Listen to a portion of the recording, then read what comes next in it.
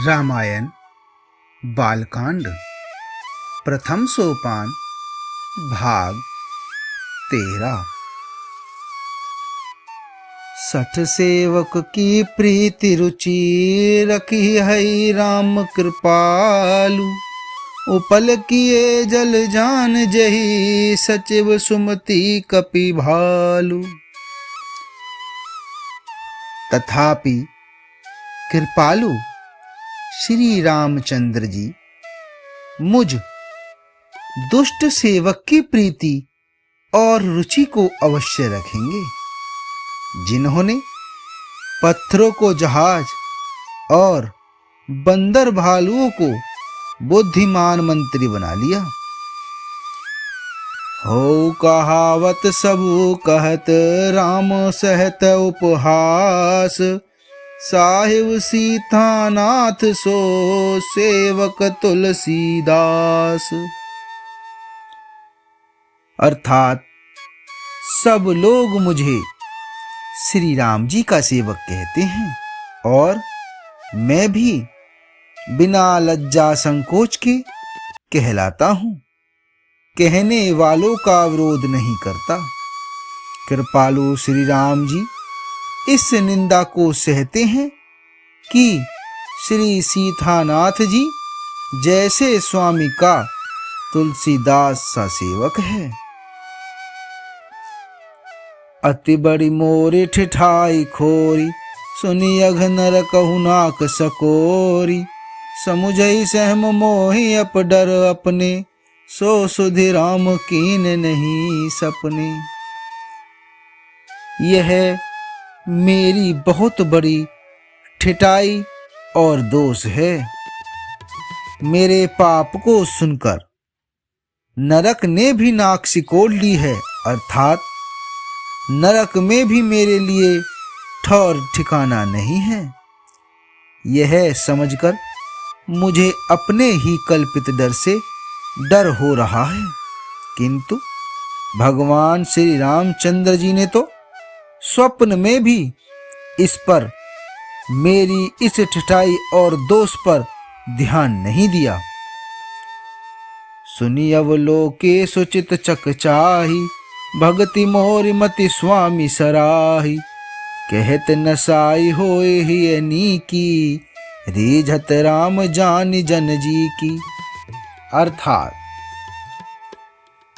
वर मेरे प्रभु श्री रामचंद्र जी ने तो इस बात को सुनकर देखकर और अपने सुचित रूपी चक्षु से निरीक्षण कर मेरी भक्ति और बुद्धि की सराहना की, क्योंकि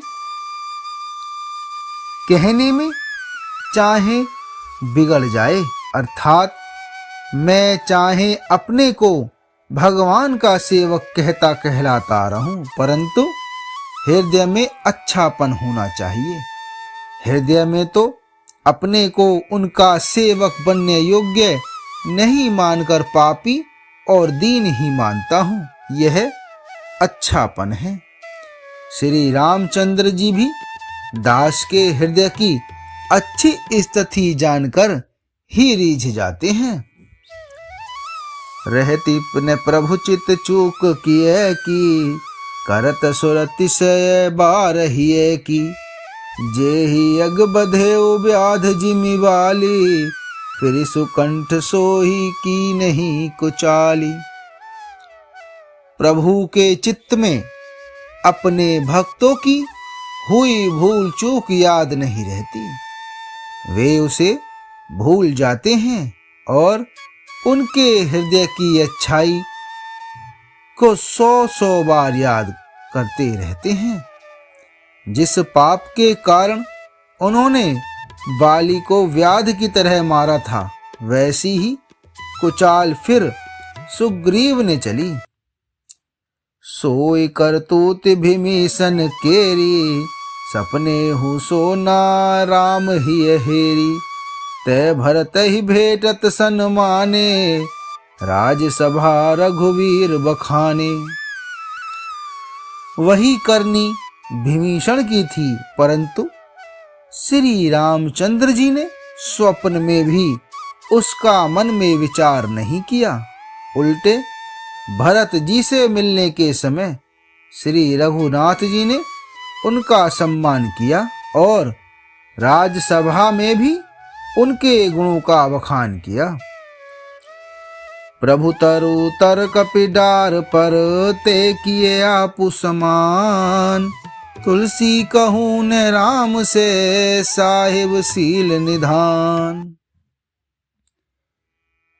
प्रभु श्री रामचंद्र जी तो वृक्ष के नीचे और बंदर डाली पर, अर्थात कहाँ मर्यादा पुरुषोत्तम सच्चिदानंद घन परमात्मा श्री राम जी और कहाँ पेड़ों की शाखाओं पर कूदने वाले बंदर, परंतु ऐसे बंदरों को भी उन्होंने अपने समान बना लिया। श्री तुलसीदास जी कहते हैं कि रामचंद्र जी सरीखे सील निधान स्वामी कहीं भी नहीं है। राम निकाई रावरी है सबहि को नीक, जो यह साची है सदा तो नीको तुलसीक। हे श्री राम जी, आपकी अच्छाई से सभी का भला है, अर्थात आपका कल्याण में स्वभाव सभी का कल्याण करने वाला है।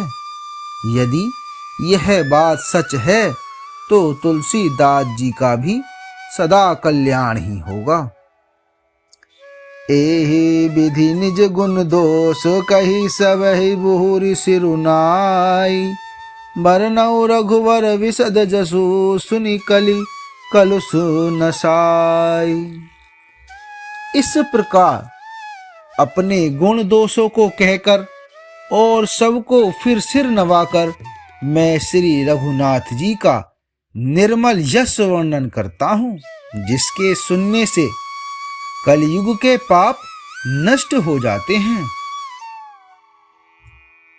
जाग बलिक जो कथा सुहाई, भरद्वाज मुनि बरहि सुनाही, कही हऊ सोई संवाद बखानी, सुनहु सकल सज्जन सुखुमानी।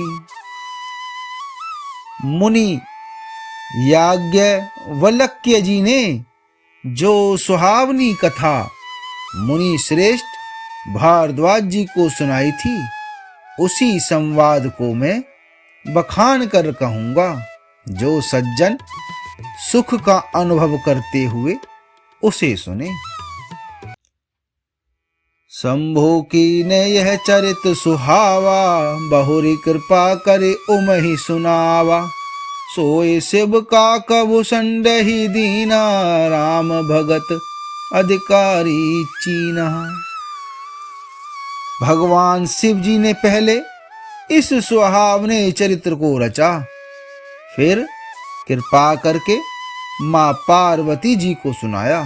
वही चरित्र भगवान शिव जी ने काक भुसंडी जी को राम भक्त और अधिकारी पहचान कर दिया।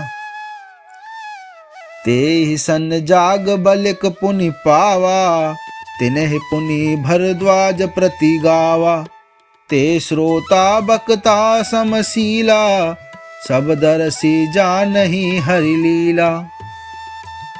उन काक भुसंडी जी से फिर याज्ञवल्क्य जी ने पाया और उन्होंने फिर उसे भारद्वाज जी को गाकर सुनाया। वे दोनों वक्ता और श्रोता याज्ञवल्क्य और भारद्वाज जी समान सील वाले और समदर्शी हैं और श्री हरि की लीला को जानते हैं। जानहि तीन काल निज ज्ञाना, करतल गत आमलक समाना, और ऊंचे हरि भगत सुजाना, कही है सुनहि समुझहि विधि नाना। मैं अपने ज्ञान से तीनों कालों की बातों को हथेली पर रखे हुए आंवले के समान प्रत्यक्ष जानते हैं, और वे भी जो सुजान भगवान की लीलाओं का रहस्य जानने वाले हरि भक्त हैं, वे इस चरित्र को नाना प्रकार से कहते, सुनते और समझते हैं।